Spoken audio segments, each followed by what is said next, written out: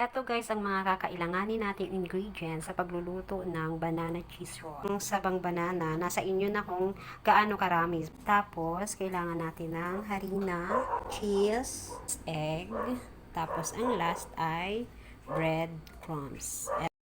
Hi guys! Gagawa kami ngayon ng banana cheese roll. Nakita ko lang to sa YouTube kanina. Tapos, dito try kong gayahin. Ito na natin siya ilagay. Nakalagay dun sa napanood ko is isang piling. Equivalent to 13 pieces. Pero, mas malalaki dito. Kaya sa akin, medyo dadamihan ko kasi maliliit. Open mo daw, open. Ako maglalagtanggal ng balat. Ang dami kasing saging dito. Okay? Okay. Okay, salang na natin. Ito na. Ito na guys, naluto ko na yung saging. Tapos malamig na rin siya. Kaya dudurugin na natin siya.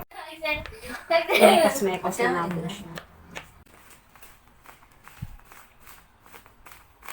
Ayan na guys ang itsura. Tapos lalagyan ko na siya ng asukal. Pwede kayo mag-adjust sa sugar kasi matamis naman na yung saging eh. Nasa inyo na lang kung gusto niyo na matamis or masyado matamis. I-mix natin ulit. Nakita nyo nang nag-dissolve na yung sugar, pwede nyo nang ilagay ang harina.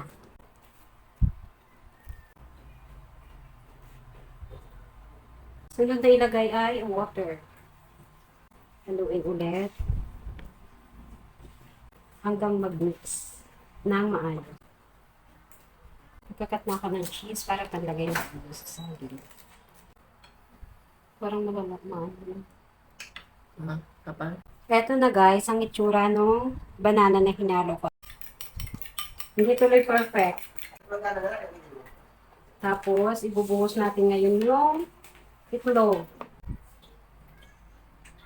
Ayan na guys, nabuo na namin. Kaso, ang problema, hindi talaga siya perfect na pag-roll kasi napalambot yata.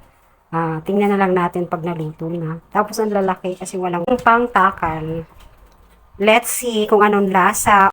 Kainit na ng mantika. Okay na siguro yung amount ng mantika. At ayan na guys ang aking finished product. Tara guys, kain na tayo. Yummy!